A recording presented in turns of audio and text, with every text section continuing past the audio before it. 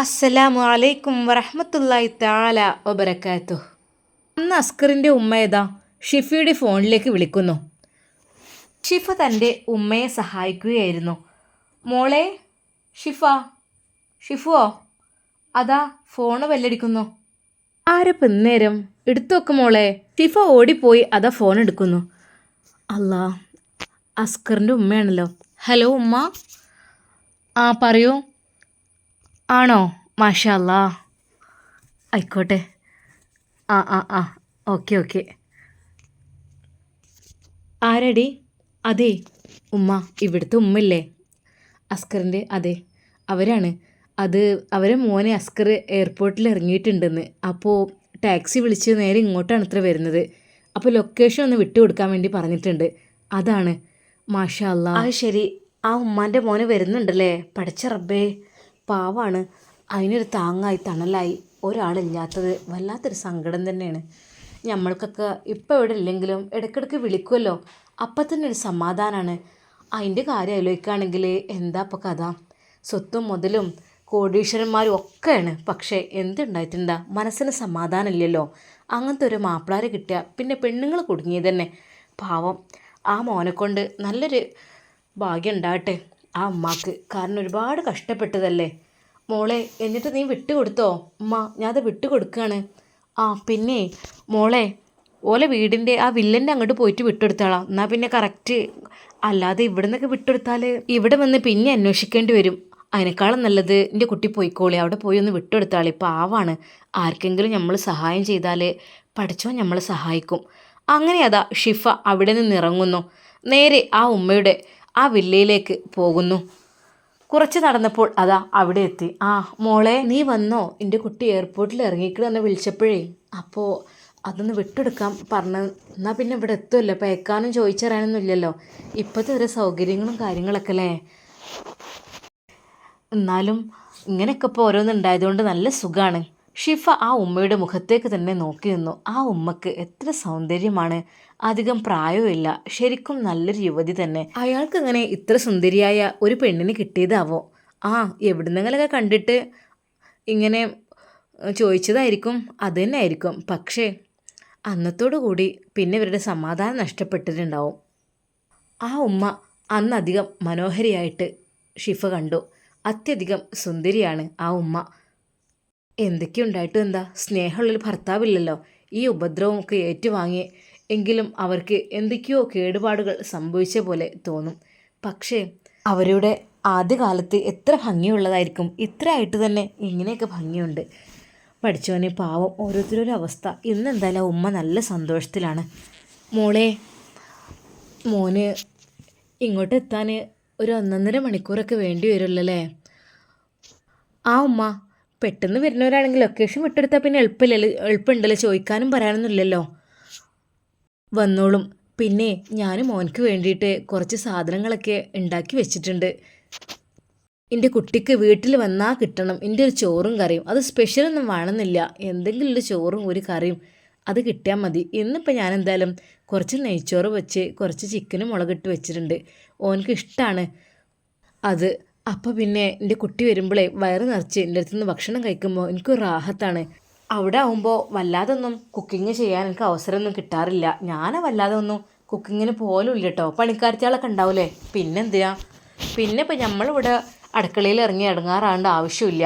മൂപ്പർക്ക് പറ്റിയ പെണ്ണുങ്ങളെ മൂപ്പര് അടുക്കളയിൽ കൊടുന്ന് നിർത്തും. പിന്നെ ഇപ്പം എന്താ, ഞാൻ ആ ഭാഗത്തേക്ക് ചിന്തിക്കലുമില്ല. മൂപ്പര് അടുക്കളയ്ക്ക് സ്വാതന്ത്ര്യത്തോടു കൂടി കയറി ചെല്ലും. ഒരു ദിവസം ഞാൻ അടുക്കളയിൽ നിൽക്കുന്നപ്പോൾ പറയണേ, ഈ എന്തിനാ ഇവിടെ വന്ന് നിൽക്കണേ, അതിന് വേറെ ആൾക്കാരെ ഞാൻ ആക്കിക്കണില്ലേ എന്ന് പറഞ്ഞ്. പിന്നെ ഞാൻ വിചാരിച്ചു വേണമെങ്കിൽ ഞാൻ നിൽക്കണ ഇഷ്ടമുണ്ടാവില്ല, അത് വിചാരിച്ചിട്ട് പിന്നെ ഞാൻ ആ ഭാഗത്തേക്ക് വല്ലാതെ തിരിഞ്ഞിട്ടില്ല. അപ്പോൾ ഓല് വെച്ച് വിളമ്പണൊക്കെ തിന്നാന്നല്ലാതെ. ആ ഓലാണെങ്കിൽ മൂപ്പരെ വലിയ ആൾക്കാരും ഇരിക്കാറ്, വലിയ ചക്കരയും തേങ്ങയായിരിക്കുക. എനിക്ക് സത്യം പറയുമ്പോൾ കാണുമ്പോൾ വല്ലാതെ അങ്ങോട്ട് മനസ്സങ്ങോട്ട് ഇടങ്ങാറായി പോവും. ആ രീതിയിലാണ്. സ്വന്തം ഭാര്യ അടുത്തുണ്ടെന്നോ അല്ലെങ്കിൽ മക്കളുണ്ടെന്നോ അങ്ങനത്തെ രീതിയിലുള്ള ചിന്തയും കാര്യങ്ങളൊന്നും ഉണ്ടാവില്ല. മൂപ്പര് ആ പെണ്ണുങ്ങളോട് അങ്ങനെ കൊഞ്ചി കൊഴിഞ്ഞിട്ടും അങ്ങനെ ആക്കിയിട്ടും സത്യം പറഞ്ഞാൽ സമാധാനം നഷ്ടപ്പെട്ട ഒരു വീടായിരുന്നു. എനിക്കെൻ്റെ കുട്ടിയൊക്കെ ആയിപ്പോയി, അല്ലെങ്കിൽ ഞാനവിടെ നിൽക്കൂലായിരുന്നു. പിന്നെ എൻ്റെ വീട്ടിലത്തെ സ്ഥിതിഗതികളൊക്കെ കുറച്ച് ബുദ്ധിമുട്ടിലൊക്കെ ആയതുകൊണ്ടും അങ്ങനെയൊക്കെ ആയതുകൊണ്ട് പിന്നെ ഞാനങ്ങോട്ട് വല്ലാതെ പോയിട്ടുമില്ല. പിന്നെ എൻ്റെ കുട്ടി വലുതായതിൻ്റെ ശേഷമാണ് എനിക്കൊരു സമാധാനം ഉണ്ടായത്. ഇപ്പോൾ എൻ്റെ കുട്ടി ഇടയ്ക്കിടയ്ക്ക് വിളിച്ച് എന്നോട് കാര്യങ്ങളൊക്കെ അന്വേഷിക്കും. പഠിച്ച റബ്ബ് തന്നതാണ് എനിക്ക് അതിനെ. അല്ലെങ്കിൽ ഇപ്പോൾ എന്തേക്കാന സ്ഥിതി അതും എനിക്കില്ലെങ്കിൽ എല്ലാ ദുരിതങ്ങളും ഒക്കെ കണ്ട് കണ്ട് ഞാൻ ജീവിക്കണം. പിന്നെ അങ്ങനെ ഒരു ദിവസം ഞാനൊന്ന് മരിക്കുമായിരിക്കും. അല്ലാതെ എനിക്ക് സത്യം പറഞ്ഞാൽ ഞാൻ എൻ്റെ ജീവിതത്തിൽ സമാധാനത്തോടെ ജീവിച്ചിട്ടില്ല മോളെ. ഞാൻ എന്നോടായിട്ട് പറയാണ് എൻ്റെ മനസ്സിലത്തെ ദുഃഖങ്ങളൊക്കെ. ഇതുവരെ ഞാൻ എൻ്റെ മനസ്സിൽ ഒളിപ്പിച്ച് വെച്ച ഒരുപാട് സങ്കടങ്ങളാണ് ഞാൻ നിന്നോട് പലവട്ടം പറയുന്നത്. ഇതൊക്കെ കേട്ട് മോൾക്ക് മടുത്തിട്ടുണ്ടാവും എനിക്കറിയാം. ഇനി മോളെ ഞാൻ അങ്ങനെയൊന്നും പറയില്ല കേട്ടോ. എന്നോട് ക്ഷമിക്കണം. എൻ്റെ പൊന്നു മോനെ വന്നാൽ പിന്നെ ഞാൻ ഓനോട് കുറേ കാര്യങ്ങളൊക്കെ പറഞ്ഞ് കരയും. ഓൻ കുറേ ആശ്വസിപ്പിക്കും. അങ്ങനെയൊക്കെയാണ്. എന്നാലോ ഓൻ്റെ കൂടെ പുറത്തേക്ക് പോകാൻ വരെ അയാൾ സമ്മതിക്കൂലായിരുന്നു. ഞങ്ങളങ്ങനെ പിടിച്ച് എന്നെ അവിടെ ഇങ്ങനെ കൂട്ടിലിട്ട് കിളി പോലെ. അതെ, എന്നോടാണ് സ്നേഹമില്ല എന്നാൽ എല്ലാവരും പോലെ സന്തോഷത്തോടെ പുറത്തേക്കൊന്നും ഇറങ്ങി പോകാൻ അതിനും പറ്റൂല. അങ്ങനെ അയാൾ എന്താ പറയണത് അതിനനുസരിച്ച് അങ്ങനെയൊക്കെ ജീവിതം തള്ളി നീക്കി ഇപ്പോൾ ഇതാ ഇങ്ങോട്ട് എത്തിയപ്പോൾ വല്ലാത്തൊരു സന്തോഷമുണ്ട് മോളെ. ഇടയ്ക്കിടയ്ക്ക് ഈയും എൻ്റെ ഉമ്മയൊക്കെ കയറി വരും. പിന്നെ എൻ്റെ ഓരോ വർത്താനം അതൊക്കെ കേട്ടിങ്ങനെ ഇരിക്കും. പിന്നെ മോനെ വിളിക്കും. ഇപ്പോൾ റാഹത്താണ് മോളെ. സത്യം പറഞ്ഞാൽ എൻ്റെ പൊന്നു മോനെ പോലും വിളിക്കാൻ എനിക്ക് സ്വാതന്ത്ര്യം ഉണ്ടായിരുന്നില്ല. സമ്മതിക്കൂലായിരുന്നു. എന്താടി ഓനോട് ഇത്ര പെരുത്ത് വർത്താനം പറയാൻ എന്ന് പറഞ്ഞ് ഫോണൊക്കെ വാങ്ങിക്കൊണ്ടുപോകും. അങ്ങനെയൊക്കെ ഒരുപാട് ഇടങ്ങാറായി ജീവിച്ചു. ഇതുവരെ പിടിച്ചു നിന്നു. എനിക്ക് പഠിച്ചവൻ്റെ ഭാഗത്തുനിന്ന് അതിനുള്ള കൂലി കിട്ടിയാൽ മതി. കാരണം ഞാൻ അവിടെ തന്നെ ഒരു തെറ്റും ചെയ്യാതെ ഞാൻ അവിടെ നിൽക്കുകയായിരുന്നു. ആകെ ഒരു ചെയ്ത തെറ്റ് മറ്റൊന്നുമല്ല. അത് മൂപ്പര് ചെങ്ങായും കൂടി വർത്താനം പറയണ ആ ഒരു വോയിസ് ഞാൻ നുസൈബ മോൾക്ക് അയച്ചു കൊടുത്തു.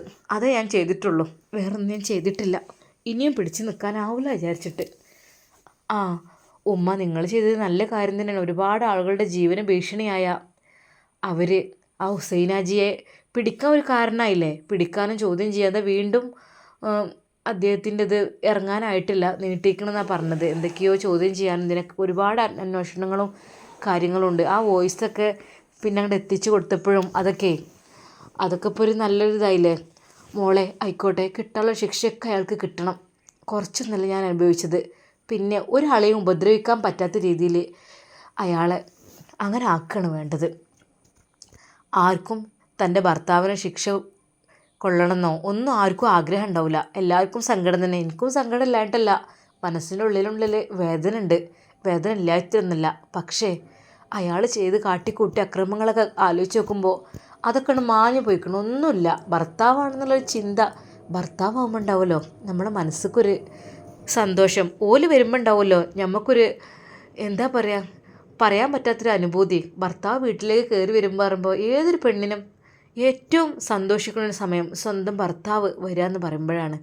പക്ഷേ എനിക്ക് ഏറ്റവും പേടി അയാൾ വരിക എന്ന് പറയുമ്പോഴാണ്. ഞാൻ സത്യമായിട്ട് ഇതുവരെ ഒരു കുട്ടിനോട് ഇതൊന്നും പറഞ്ഞിട്ടില്ല. കാരണം എന്താ, കൺമുമ്പിൽ നിന്ന് പല കാഴ്ചകളും കാണേണ്ടി വരും. വേലക്കാരത്തി പെണ്ണുങ്ങളെയൊക്കെ അടുത്ത് പോയിട്ട് ഒരു സ്വകാര്യം പറച്ചിലും ഓല അടിക്കലും നുള്ളലും തമാശനെ ഒക്കെ എൻ്റെ മുമ്പിൽ വെച്ച് സത്യമാണ് പറയണത്. എനിക്കതൊന്നും ഇഷ്ടമല്ല കാണുന്നത്. എനിക്കതൊക്കെ കാണുമ്പോൾ എൻ്റെ കൈയും കാലും കുഴയും. ഇടങ്ങാറാണ്. മിണ്ടാൻ കഴിയൂല. ഇനിയിപ്പോൾ അഥവാ മിണ്ടാതെ നിൽക്കുകയാണെങ്കിൽ തന്നെ എന്നോട് ചോദിക്കും അനക്കെന്താ ഒരു കനം അങ്ങനെ എങ്ങനെയെന്ന് പറഞ്ഞിട്ട്. അങ്ങനെയൊക്കെ ഞാൻ അനുഭവിച്ചിരിക്കണ്.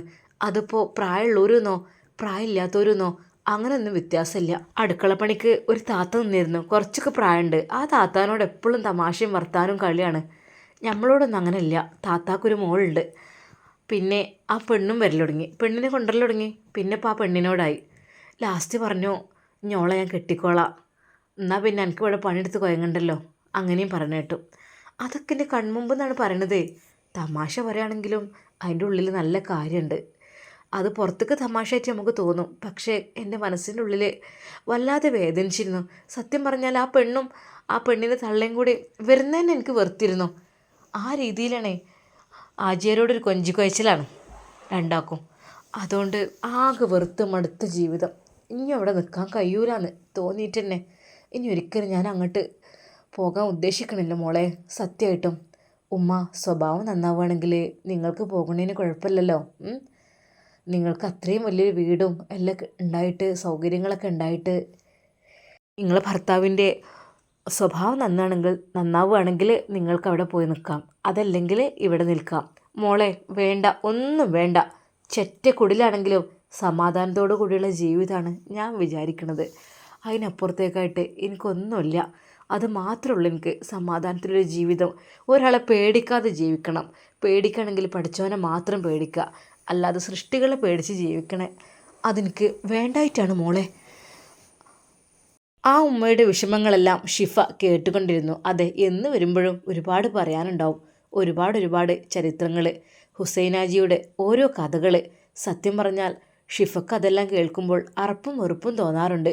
ആ രീതിയിലുള്ളത് വരെ ആ ഉമ്മ പറയും. കാരണം എന്താ, ആ വേദനകൾ കണ്ട കാഴ്ചകളൊക്കെ ഒരാളോട് പറഞ്ഞാലല്ലേ മനസ്സിനൊരു സമാധാനം ഉണ്ടാവുള്ളൂ എന്ന് വിചാരിച്ചിട്ട് അതൊക്കെ കേൾക്കുമ്പോൾ സത്യം പറഞ്ഞാൽ അയാളോടുള്ള ദേഷ്യം കൂടിക്കൂടി വരും.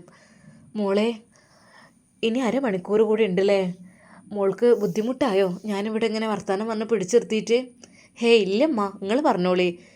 അല്ലെങ്കിലും ഒരാളെ മനസ്സത്തെ വേദനയും വിഷമൊക്കെ മറ്റൊരാളോട് പറയുമ്പോൾ പകുതി അങ്ങോട്ട് ആ ഒരു കനാണ് പോയി കിട്ടും. അതങ്ങനെയാണ് അല്ലേ? അല്ല മോളെ, അവരെ കല്യാണത്തിൻ്റെ കാര്യം പിന്നെ എന്തായി? പാവം പെട്ടെന്ന് നടക്കട്ടെ. ഇയാൾ ഇറങ്ങുന്നതിന് മുമ്പ് വേഗം നിക്കാഹ് കഴിഞ്ഞാൽ ഒരു സമാധാനമായിരുന്നു. ആ ഉമ്മ നുസൈബയുടെയും ഷമ്മാസിൻ്റെയും കാര്യങ്ങൾ പറയുന്നു. അത് കേട്ട് ഷിഫ പറഞ്ഞു, ഉമ്മ ഇപ്പോൾ കുഴപ്പമൊന്നുമില്ല. പിന്നെ ഇറങ്ങണത് ഹുസൈനാജി ഇറങ്ങണത് ആ ഒരു പേടിയേ ഉള്ളൂ. ബാക്കിയിൽ കുഴപ്പമൊന്നുമില്ല. ബാക്കിയെല്ലാം നല്ല റാഹത്തായിട്ട് തന്നെയാണ്. എന്തപ്പോൾ ചെയ്യുക, ഓരോരുത്തർക്ക് ജീവിക്കാൻ സമ്മതിക്കാഞ്ഞാൽ. തന്തൻ്റെ പൂതി മറ്റൊന്നുമല്ലായിരുന്നു, അതെനിക്കറിയായിട്ടല്ല, ഞാനവരോടും പറഞ്ഞിട്ടില്ല. അതെ, കല്യാണം കഴിച്ച് ഒഴിവാക്കിയ സുന്ദരിയായ ഒരു പെണ്ണുണ്ട് ലത്തീഫിന് എന്ന് ഒരിക്കലും മജീദ് തന്നെയാണ് വന്ന് പറഞ്ഞിരിക്കണത് കാര്യങ്ങളൊക്കെ. അപ്പം തന്നെ ചങ്ങായിൻ്റെ മനസ്സിൽ ഓരോ പൂതി തുടങ്ങിക്കണ്. ചങ്ങായി പറയാണ്, എന്നാൽ പിന്നെ അത് പുറത്തേക്ക് കളയല്ലോ. എങ്ങനെയുണ്ട്, ശരിക്കും വെച്ച് കണ്ടിരിക്കണോ? ഞാൻ ചെറുപ്പത്തിലെ കുട്ടീനെ കണ്ടിരിക്കണേ, വലുതായതിനു ശേഷം കണ്ടിട്ടില്ല. ആജേരെ, അതെ, നിങ്ങൾ വിചാരിച്ച പോലെ ഒന്നല്ല, നല്ല മണിമുത്ത് പോലത്തെ ഒരു പെൺകുട്ടിയാണ്. കാണൂലപ്പോൾ, ഇപ്പം മുഖംമൂടി കെട്ട നടക്കല്. ചെറുപ്പത്തിലേ കണ്ടതായിരുന്നു, പക്ഷെ ഞാൻ കണ്ടിക്കണ് നല്ല തുടുത്ത ആപ്പിൾ പോലത്തെ ഒരു പെൺകുട്ടി. എന്താ രസമെന്നോ. എന്നാലേ മജീദേ, അതിൻ്റെ പിന്നാലെ തന്നെ നമ്മൾ കൂടണം, വിട്ടുകൊടുക്കരുത് കേട്ടോ എന്ന് പറയണത് ഞാൻ കേട്ടിക്കണ്. ബാക്കിയൊന്നും പ്ലാനിങ് ഞാൻ അറിഞ്ഞിട്ടില്ലായിരുന്നു. അയാളും മജീദും പെണ്ണ് കാണാൻ പോയതും ഞാൻ അറിഞ്ഞിട്ടില്ല. എന്നോട് പറഞ്ഞത് മകനാണ്, മകൻക്ക് വേണ്ടിയിട്ടാണ്, അതുകൊണ്ട് നിങ്ങൾ കാണാൻ പോയിക്കോളി എന്നായിരുന്നു. അതൊരു ഫോർമാലിറ്റിക്ക് പറഞ്ഞാണ്, അല്ലാതെ അയിമൽ വലിയ കയമ്പൊന്നുമില്ല. എൻ്റെ കുട്ടിക്കും വേണ്ടിയിട്ടെന്നാണ് പറഞ്ഞത്. പക്ഷേ മൂപ്പരല്ലേ അത് പൂതിച്ച് നടക്കുന്നത്. എൻ്റെ കുട്ടിക്ക് താല്പര്യമില്ലായിരുന്നോ കല്യാണത്തിൻ്റെ കാര്യം. എൻ്റെ കുട്ടി പറഞ്ഞിരുന്നോ, ഉമ്മ അടുത്ത വർഷമൊക്കെ ഞാനൊന്ന് സെറ്റിൽഡ് ആയിട്ട് കുറച്ചും കൂടി ബിസിനസ്സിൻ്റെ കാര്യങ്ങളൊക്കെ ഒന്ന് നോക്കാണ്ട്. എന്നാലും നോക്ക്, എൻ്റെ മോനെ ബാപ്പാൻ്റെ സ്വത്ത് കണ്ടിട്ടോ മുതൽ കണ്ടിട്ടോ അല്ല ജീവിച്ചത്, സ്വന്തമായി അധ്വാനിച്ച്. എൻ്റെ കുട്ടി പഠിക്കാൻ പഠിച്ചിരിക്കണം, പഠിച്ച് ജോലിയൊക്കെ നേടിയെടുത്ത് നല്ല മട്ടത്തിൽ നല്ല ജോലി അവിടെ ഉണ്ട്. പോരാത്തതിൻ്റെ കുട്ടി ഒരു ഷോപ്പും അവിടെ ഇട്ടിക്കണം. ഇപ്പോൾ മാഷാ അല്ലാ, ഇപ്പോൾ ഹയറാണ്. ഒരു സൂപ്പർ മാർക്കറ്റാണ് അവനുള്ളത്. അതിൽ കുറച്ച് പണിക്കാരൊക്കെ ഉണ്ട്. അതിൻ്റെ കുറച്ച് തിരക്കിലായിരുന്നു കഴിഞ്ഞ പ്രാവശ്യം. അപ്പോൾ അതിൻ്റെ ഇടയിലാണ് ബാപ്പ അവനെ കൊണ്ട് നിക്കാഹ് ഏൽപ്പിച്ച് നടക്കുന്നത്. അപ്പോൾ ഓൻ പറഞ്ഞു, ഉമ്മ ഞാൻ ഒന്ന് റെഡി ആവട്ടെ, അതിൻ്റെ തിരക്കിലൊക്കെ ആയിരുന്നു. ഇപ്പം അൽഹംദുലില്ലാ കുഴപ്പമില്ല, അതൊക്കെ റെഡിയായി. പിന്നെ അവന് പുറത്ത് വേറെ ജോലിക്ക് അവന് പോകുന്നുണ്ട്. അത് കുറച്ചൊരു സമയമേ ഉള്ളൂ, എന്നാലും കുഴപ്പമില്ല. 3-4 മണിക്കൂർ അവിടെയും ബാക്കി സൂപ്പർ മാർക്കറ്റിലൊക്കെ ഒന്ന് പോയി നോക്കും. എന്നാലും അൽഹംദുലില്ലാ റാഹത്ത് തന്നെയാണ്. അങ്ങനെ ആയിക്കിട്ടി സ്വന്തം കാലിൽ നിൽക്കാൻ കഴിഞ്ഞാലേ ഏത് ബാപ്പാരെ സ്വത്തും മുതലും നോക്കി നടക്കണ്ടല്ലോ. ഇപ്പം എനിക്കും ബേജാറില്ല, ഇന്നെ പോറ്റാൻ എൻ്റെ കുട്ടിയുണ്ട്. അൽഹംദുലില്ലാ, പഠിച്ച റബ്ബിൻ്റെ കുട്ടിക്ക് ദീർഘായുസ്സും ആഫിയത്തും പ്രദാനം ചെയ്യട്ടെ. അത് കേട്ട് ഷിഫ ആമീൻ പറഞ്ഞു. മോളെ വരാനായി തുടങ്ങിയതുകൊണ്ടല്ലേ ഉമ്മ, ഒരു 10 മിനിറ്റും കൂടി ഉണ്ട്. ഷിഫയും ഉമ്മയും അതാ സിറ്റ് ഔട്ടിലേക്ക് ഇറങ്ങി നിൽക്കുന്നു. ഷിഫ ഉമ്മയോട് പറഞ്ഞു, ഉമ്മ അത് മോന് വരുമ്പോഴേ ലൊക്കേഷനൊക്കെ വിട്ടുകൊടുത്താണല്ലോ, അപ്പോൾ ഇനി 5 മിനിറ്റോട് കൂടി കഴിഞ്ഞാൽ ഇവിടെ എത്തും. ഇനിയിപ്പോൾ ഞാനിവിടെ നിൽക്കുന്നില്ല കേട്ടോ, തൽക്കാലം ഞാൻ അങ്ങോട്ട് മാറിപ്പോയിക്കോളാം. അത് ഞാൻ ഉമ്മയുടെ കൂടെ ഇവിടെ അങ്ങ് നിൽക്കുമ്പോൾ കുഴപ്പമൊന്നുമില്ല, പക്ഷേ എനിക്കൊരു ചമ്മൽ തോന്നുകയാണ്. ഞാൻ പിന്നെ വരാം. ആദ്യം തന്നെ ഗൾഫിൽ നിന്ന് വരുമ്പോൾ തന്നെ ഞാനിവിടെ നിൽക്കുമ്പോഴേ എന്താ മോള് നീ പറയണത്? അതിനെന്താ, എൻ്റെ കുട്ടിക്ക് സന്തോഷമേ ഉണ്ടാവുള്ളൂ എന്നെ കാണുമ്പോൾ. കാരണം എൻ്റെ കൂടെ എല്ലാത്തിനും ഉണ്ടല്ലോ എന്ന് വിചാരിച്ചിട്ട്. ഉമ്മ ആയിക്കോട്ടെ, ഞാൻ കുറച്ച് കഴിഞ്ഞിട്ട് വരാം കേട്ടോ, ഇപ്പോൾ തൽക്കാലം ഞാനങ്ങോട്ട് പോട്ടെ. അവൾക്ക് ശരിക്കും അവനെ കാണുന്നത് മടിയാണെന്ന് വിചാരിച്ച് ഉമ്മ പറഞ്ഞു, എന്നാൽ മോളെ എൻ്റെ ഇഷ്ടം പോലെ ചെയ്യും, കാരണം നമുക്കിപ്പോൾ പെണ്ണുങ്ങളെ പോലെയല്ല, ഇനിയിപ്പോൾ ആണുങ്ങളെ കാണുമ്പോൾ ഒരു മടി ഉണ്ടെങ്കിൽ ഞാൻ നിർബന്ധിക്കണില്ല, കുട്ടീൻ്റെ ഇഷ്ടം പോലെ ചെയ്യും, എന്നാൽ കുറച്ച് കഴിഞ്ഞിട്ട് വരണം കേട്ടോ. അങ്ങനെ അതാ ഷിഫ അവിടെ നിന്ന് ഇറങ്ങി അവളുടെ വീട്ടിലേക്ക് പോകുന്ന വഴിയിലതാ ഒരു വെള്ള കാറ് വരുന്നു. അതിൻ്റെ മുകളിൽ കുറേ ലഗേജുകളുമുണ്ട്. ഷിഫക്ക് പെട്ടെന്ന് മനസ്സിലായി ഇതുതന്നെയായിരിക്കും. ഷിഫ ആ ഭാഗത്തേക്ക് നോക്കാതെ പെട്ടെന്ന് തന്നെ ആ വഴിയിൽ നിന്ന് മാറി നിന്നു. ഒരു നിമിഷം ഒന്ന് നോക്കിയാലോ എന്ന് തോന്നി. അല്ലെങ്കിൽ വേണ്ട, ഇനി പിന്നെ കാണാം എന്ന് കരുതി ഷിഫ അതാ വീട്ടിലേക്ക് പോകുന്നു. മോളെ ഷിഫ, എന്തായിടി ലൊക്കേഷൻ വിട്ടെടുക്കാൻ പോയിട്ട് എന്താ കൊണ്ടുവരാനെങ്ങാനും പോയോ? ഉമ്മ കളിയാക്കിക്കൊണ്ട് ചോദിച്ചു. ഇല്ലുമ്മ, അത് ലൊക്കേഷനൊക്കെ വിട്ടുകൊടുത്ത് പിന്നെ ഇപ്പോൾ അവർക്ക് കുറേ സംസാരിച്ചിരുന്നു. ഉമ്മ എന്താണല്ലേ അതിൻ്റെ ഒരു സ്ഥിതിഗതികൾ പറഞ്ഞു കേട്ടാലേ സത്യം പറഞ്ഞ പാവാണ്, എങ്ങനെയാണ് ഇത്രയും കാലം ജീവിച്ചു പോയത്, ഇങ്ങനെ മനുഷ്യന്മാർ ഭൂമിയിൽ ജീവിക്കണ്ടല്ലോ എന്ന്. അടിമത്തം തന്നെ അല്ല, എന്താ സ്വന്തം ഭാര്യയെ അടിമയാക്കി വെച്ചേക്കാണ്, മറ്റൊന്നുമല്ല. പീഡിപ്പിക്കുക, വിഷമിപ്പിക്കുക, ഉപദ്രവിക്കുക, ഒന്നിനും സ്വാതന്ത്ര്യമില്ലാത്ത അവസ്ഥ, അതൊക്കെയാണ്. ഇതൊക്കെ എന്ന് നിർത്തലാക്കേണ്ടതാണ്. ഇതൊക്കെ ഉള്ളിലുള്ളത് ആരും അറിയില്ലല്ലോ. ഓരോന്നിങ്ങനെ പുറത്ത് ചാടുമ്പോൾ അങ്ങനെ ഒരുപാട് ജന്മങ്ങൾ ഉണ്ടാവും. കാലാകാലം കണ്ണീരോടെ വിഷമം അനുഭവിക്കുന്ന, ജീവിതം അനുഭവിക്കുന്ന, പല രീതിയിലും ബുദ്ധിമുട്ടുന്ന. ഇനിയിപ്പോൾ അയാളെ കൈ കിട്ടിയ വെറുതെ വിടുമോ?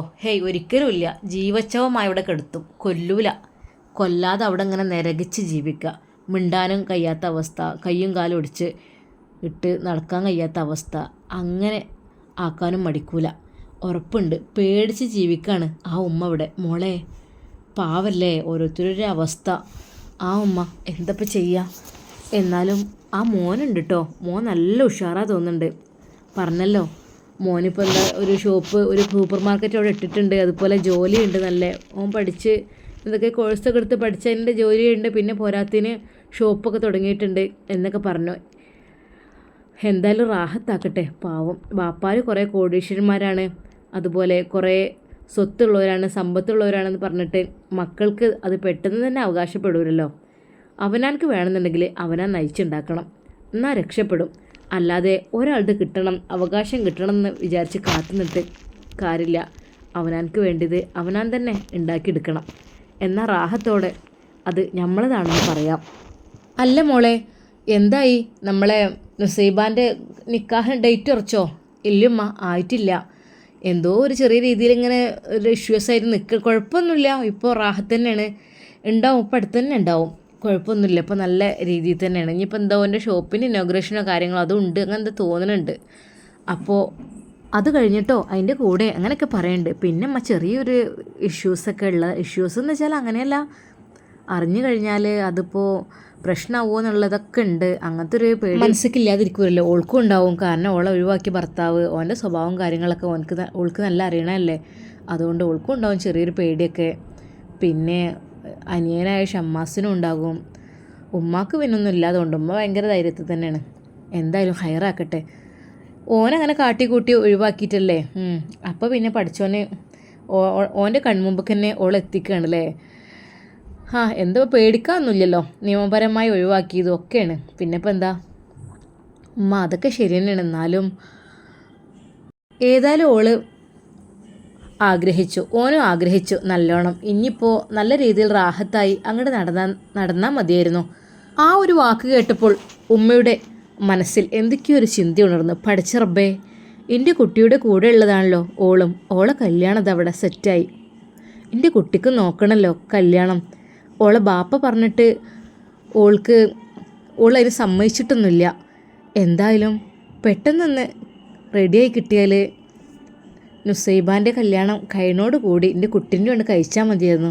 ഇനിയിപ്പോൾ ഓല് നല്ല രീതിയിൽ ദാമ്പത്യ ജീവിതം നയിക്കുമ്പോൾ എൻ്റെ കുട്ടി ഒറ്റ പെണ്ണിന് ഫീലുണ്ടാവും. പഠിച്ചോനെ, അതിനുള്ള വിധിയില്ലാതെ അതിൻ്റെ മുമ്പ് തന്നെ എൻ്റെ കുട്ടിക്കൊരു ഹയറായത് ഉണ്ടായിരുന്നെങ്കിൽ. അതിനെക്കുറിച്ച് ആലോചിച്ച് നിൽക്കുമ്പോഴതാ അസ്കറിൻ്റെ ഉമ്മ വിളിക്കുന്നു. മോളെ, എൻ്റെ ഫോണെന്താ ബെല്ലടിക്കുന്നു? ഉമ്മ, ഇത് അവിടുത്തെ അസ്കറിൻ്റെ ഉമ്മയാണ്. ഹലോ ഉമ്മ. മോളെന്താ വരാത്തത്? വാ, മോൻ വന്നിട്ട് കുറച്ച് സമയമായി, നിന്നെ ഒന്ന് കാണണം എന്നൊക്കെ പറയുന്നുണ്ട്. എന്നെയോ? പഠിച്ച റബ്ബേ, എന്തിനാണത്?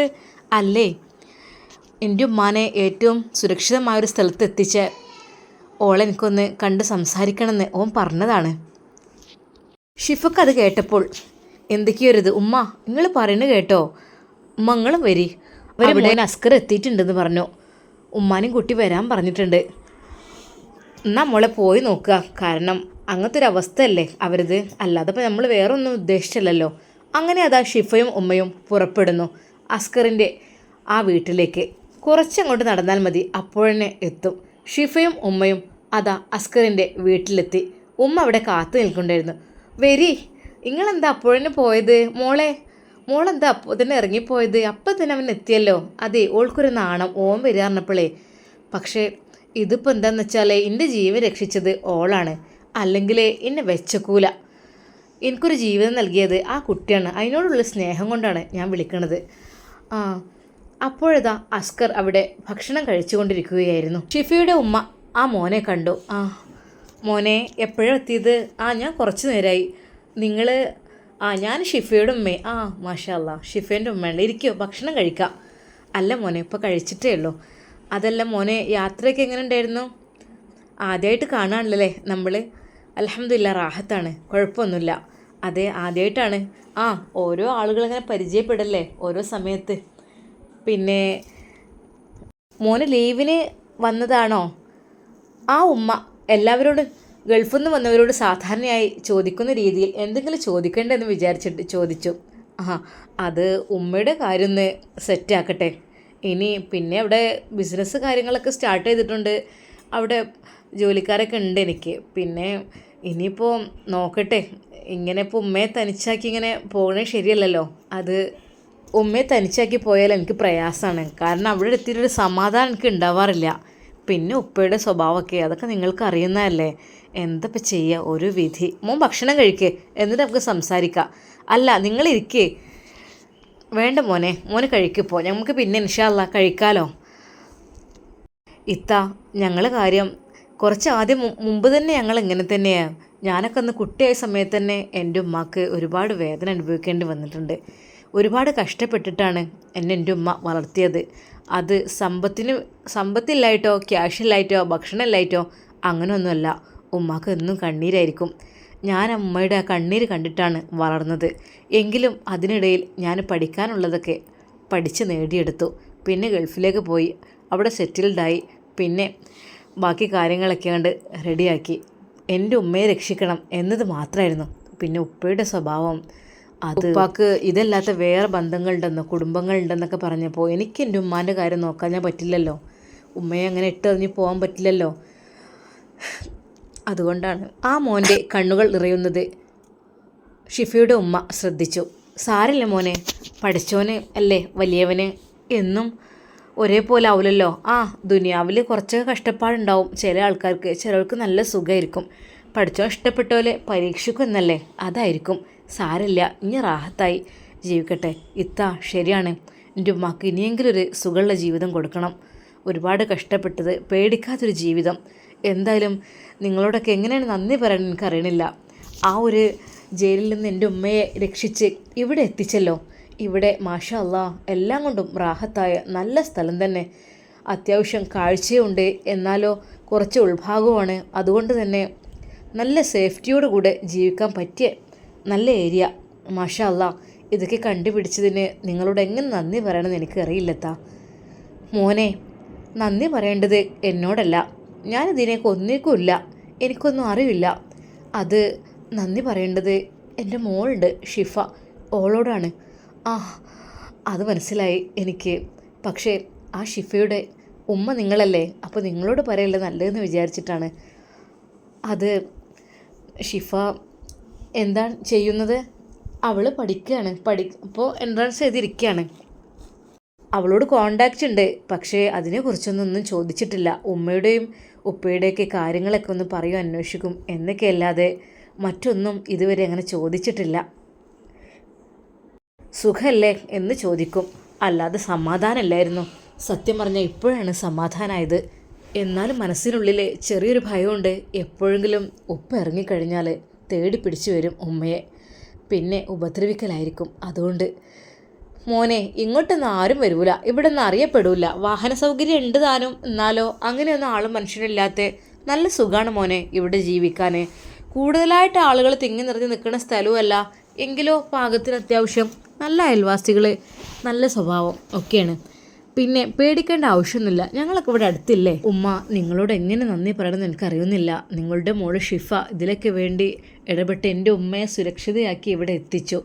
അതൊക്കെ അറിഞ്ഞപ്പോൾ സത്യം പറഞ്ഞാൽ എനിക്ക് എന്താണെന്നറിയില്ല, വല്ലാത്തൊരു സ്നേഹമാണ് നിങ്ങളോട് തോന്നുന്നത്, ബഹുമാനമാണ്. കാരണം അത്രക്കും ഞങ്ങൾക്ക് പണത്തിൻ്റെ കാര്യത്തിലൊന്നും ഒരു ബുദ്ധിമുട്ട് പ്രയാസം ഞങ്ങൾക്കില്ല, എല്ലാം കൊണ്ടും മെച്ചാണ് ഞങ്ങൾക്ക്. പക്ഷേ ഇങ്ങനെയൊക്കെയാണ് സ്ഥിതിഗതികൾ. എൻ്റെ ഉമ്മയ്ക്ക് ഇനിയെങ്കിലും ഒരു സമാധാന ജീവിതം, അതാണ് ഞാൻ ലക്ഷ്യമിടുന്നത്. അപ്പോൾ ഉമ്മാൻ്റെ കാര്യത്തൊക്കെ ഒന്ന് സെറ്റാക്കി റെഡിയാക്കിയിട്ട് ഉമ്മാക്കൊരു കൂട്ടൊക്കെ ഉണ്ടാക്കിയിട്ടാണ് ഇനി ഞാൻ പോകണുള്ളൂ. പിന്നെ ഇപ്പോൾ തന്നെ ഉമ്മയെ കൊണ്ടുപോയാലും ഉമ്മ അവിടെ റൂമിലിരുന്ന് ചടക്കുമെന്ന് വിചാരിച്ചിട്ടാണ്. പക്ഷേ ഉമ്മാക്കൊരു കൂട്ടുണ്ടായി കഴിഞ്ഞാൽ അത് വലിയ റാഹത്തല്ലേ. എന്നിട്ട് ഇൻഷാ അല്ലാ ഒന്ന് സെറ്റിൽഡ് ആയിട്ടൊക്കെ ഇനി പോകാം. പിന്നെ ഇടയ്ക്കൊന്ന് ജസ്റ്റ് പോയി വന്നാൽ മതി, സ്ഥിരമായി നിൽക്കൊന്നും വേണ്ട. ഇനിയിപ്പോൾ എൻ്റേതായിട്ടുള്ള ജോലി എനിക്ക് ചെയ്യണമെന്നുണ്ടെങ്കിൽ സ്ഥിരമായിട്ട് നിൽക്കും വേണം. ഞാൻ ഫാർമസിസ്റ്റൊക്കെ പഠിച്ചിട്ട് ഒരു ഫാർമസിയിൽ ജോലി ചെയ്യായിരുന്നേ. അതിനിടയിലാണ് പിന്നെ ഞാനിങ്ങനെ ഒരു ഷോപ്പൊക്കെ തുടങ്ങിയത്, സൂപ്പർ മാർക്കറ്റ്. അപ്പോൾ പിന്നെ അതിലിങ്ങനെ സ്റ്റാഫും കാര്യങ്ങളൊക്കെ ആയിട്ട് അങ്ങനെ പോകുന്നുണ്ട്. ഇപ്പോൾ തൽക്കാലം ലീവ് എടുത്ത് ഞാൻ പോകുന്നതാണ് എൻ്റെ ഡ്യൂട്ടിയിൽ നിന്ന്. മോനെ ഒക്കെ ഹയറാകട്ടെ. എന്തായാലും ഒരുപാട് ദുരിതം അനുഭവിക്കുമ്പോൾ ഒരു സന്തോഷം ഉണ്ടാവുമല്ലോ. ഷിഫയുടെ ഉമ്മ അതാ അസ്കറിൻ്റെ ഉമ്മയുടെ അടുക്കലെത്തുന്നു. മോന്, നിങ്ങൾക്ക് മോനുണ്ടല്ലോ, ആ മോന് നല്ലൊരു മോനാണ് അല്ലേ. പഠിച്ച റബ്ബ് കാത്തു രക്ഷിക്കട്ടെ നമ്മളെ മക്കളെയൊക്കെ. ഷിഫയും ഉമ്മയും അവിടെ സംസാരിച്ചു കൊണ്ടിരിക്കുകയായിരുന്നു. മോളെ, അന്നതുവരെ അസ്കർ കണ്ടിട്ടില്ലല്ലോ. അസ്കറിൻ്റെ ഉമ്മ അത് പറഞ്ഞപ്പോൾ ഷിഫക്ക് ശരിക്കും പറഞ്ഞാൽ അതിപ്പോൾ ഉമ്മ ഞാൻ പിന്നെ കണ്ടോളാം. ഹേയ് മോളെ, അത് പറ്റില്ല. ആ ഉമ്മ അവളുടെ കൈ പിടിച്ചുകൊണ്ട് അതാ അസ്കറിൻ്റെ മുമ്പിലേക്ക്. മോനെ, ഇതാണ് ഷിഫ, ഈ പറയില്ലേ ഒരു മിടുക്കി കുട്ടിയാണെന്നുള്ളത്. അവളെ കണ്ടപ്പോൾ അവൻ എഴുന്നേറ്റ് നിന്നു. താൻ വിചാരിച്ച പോലെ ഒന്നുമല്ല ഷിഫ, ആളൊരു സുന്ദരി തന്നെയാണ്. ശരിക്കും അസ്കറിന് അവളോട് കൂടുതലായിട്ട് ഒരു സ്നേഹം തോന്നുകയാണ്. ഷിഫ, അത് ഒരുപാട് നന്ദിയുണ്ട് കേട്ടോ, എൻ്റെ ഉമ്മയെ സംരക്ഷിച്ചതിൽ എങ്ങനെ നന്ദി പറയണമെന്ന് അറിയുന്നില്ല. ഹേയ്, എന്തിന് നന്ദിയൊന്നും പറയേണ്ട ആവശ്യമില്ല, അതൊക്കെ നമ്മൾ നമ്മുടെ കൂടെ ഉള്ളവർക്ക് ചെയ്യേണ്ട കാര്യങ്ങൾ തന്നെയല്ലേ. ഹേയ്, അതിലൊക്കെ ഇപ്പം എന്താ, ഷിഫ നാണത്തോടെ പറഞ്ഞു. മോനെ അസ്കോ, പിന്നെ ഓൾക്കെന്താ കൊടുക്കാനുള്ള അച്ഛൻ കൊടുത്താളാ, എന്തൊക്കെയാണ് കൊണ്ടുവന്നിട്ട് പറഞ്ഞിരുന്നല്ലോ ഓൾക്കൊക്കെ വേണ്ടിയിട്ട്.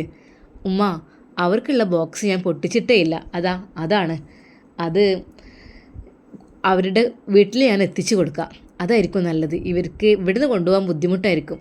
ഹേയ് ഉമ്മ, അതൊന്നും വേണ്ടട്ടോ. അതൊന്നും വേണ്ട. എന്നാൽ ഷിഫ, ഈ ഒരു ഗിഫ്റ്റ് നീ സ്വീകരിക്കണം എന്ന് പറഞ്ഞുകൊണ്ട് അതാ ഒരു ബോക്സ് എടുത്തുകൊണ്ട് ഷിഫയുടെ കയ്യിൽ അസ്കർ കൊടുക്കുന്നു. മോളെ വാങ്ങിക്കോ, ഉമ്മ പറഞ്ഞു.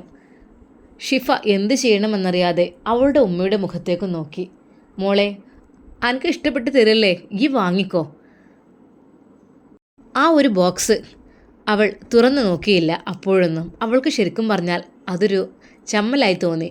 ഹേയ്, നീ എന്തിനെങ്ങനെ നാണിക്കണത്, അത് സാരല്ല, നിനക്ക് വേണ്ടി ഗിഫ്റ്റ് തരാൻ കാരണമുണ്ടല്ലോ. അവൻ്റെ ഉമ്മയായ എന്നെ നീ ഇത്തരത്തിൽ രക്ഷിച്ചില്ലേ, പിന്നെ അത് പോരെ, പിന്നെ നിങ്ങൾക്ക് കൊണ്ടുപോകാൻ കുറച്ച് സാധനങ്ങളുണ്ട് കേട്ടോ. അത് ഓൻ പറഞ്ഞിട്ടുണ്ട്, പൊട്ടിച്ചിട്ടൊന്നുമില്ല, അത് അവിടെ എത്തിച്ചോളും. പക്ഷേ വണ്ടിയൊക്കെ വീട്ടിലല്ലേ, ഒന്നും ഇവിടെ ഇല്ലല്ലോ. ഇനിയിപ്പോൾ അല്ലെങ്കിൽ പുതിയത് വാങ്ങിയിട്ട് വേണം. അവിടെ ഉണ്ട് 3-4 വണ്ടി, എൻ്റെ കുട്ടി ഉപയോഗിച്ചിൻ്റെ വണ്ടി, ഓനക്ക് അത് തന്നെ ആയിരിക്കും ഇഷ്ടം. അതൊരു വാഗനറാണ്, ഓനക്ക് എപ്പോഴും അതന്നെ പറ്റുകയുള്ളൂ. ഇനി മോൻ പോയിട്ട് വണ്ടിയൊക്കെ എടുത്തു കൊണ്ടുവന്നിട്ട്, മറ്റേതിപ്പോൾ എല്ലാത്തിനും വേണമല്ലോ, ഇവിടെ വണ്ടി ഇല്ലാതെ ശരിയാവില്ലല്ലോ, ഓട്ടോ വിളിച്ച് ഇങ്ങനെ പോലെ നടക്കൂലല്ലോ. അപ്പോൾ ഇൻഷാ അല്ലാ അത് അങ്ങോട്ട് എത്തിച്ചോണ്ട് കേട്ടോ. പൊന്നാര താത്ത, അതൊന്നും വേണ്ട, എന്തിനാണിപ്പോൾ അവിടെ അതല്ലേ ഓനോൻ്റെ പൂതിക്ക് കൊണ്ടുവന്നതല്ലേ. എന്തായാലും നിങ്ങൾക്ക് അത് ഇഷ്ടപ്പെട്ടെങ്കിൽ എടുത്തോളി, അല്ലെങ്കിൽ നിങ്ങൾക്ക് ഇഷ്ടപ്പെട്ടവർക്ക് അത് കൊടുത്തോളി. എന്നാലും ഓൻ കൊണ്ടുവന്നത് നിങ്ങൾ സ്വീകരിക്കാതിരിക്കണ്ട. അത് കേട്ടപ്പോൾ ഉമ്മയും ഷിഫയും ഒന്നും പറഞ്ഞില്ല. ഒരാൾ അത്രയും സന്തോഷകരമായി തരുന്ന സാധനങ്ങൾ അതൊരിക്കലും നമ്മൾ വേണ്ടെന്ന് പറഞ്ഞ് നിരുത്സാഹപ്പെടുത്തുന്നത് ശരിയല്ലല്ലോ എന്ന് കരുതി അവർ സന്തോഷത്തോടെ അത് സമ്മതിക്കുകയായിരുന്നു. ഉമ്മ എന്നാൽ ഞങ്ങൾ ഇറങ്ങട്ടെ, ഷിഫ പറഞ്ഞു. നിങ്ങൾ പോവുകയാണോ? കുറച്ചു നേരം നമുക്ക് എല്ലാവർക്കും ഇവിടെ സംസാരിച്ച് ഇരിക്കേ.